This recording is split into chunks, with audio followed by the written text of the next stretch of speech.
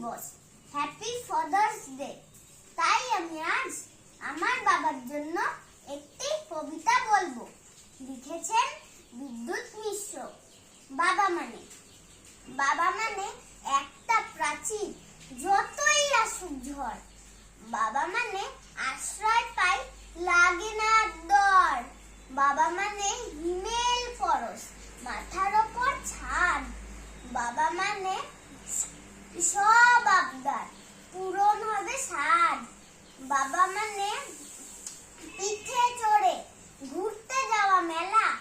বাবা মানে স্মৃতির ঘরে ছেলেবেলার খেলা।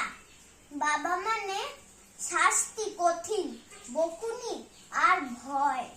বাবা মানে আলিঙ্গনে তৃপ্তি দারুণ হয়। বাবা মানে মায়ের সিঁদুর, মাথার ওপর হাত।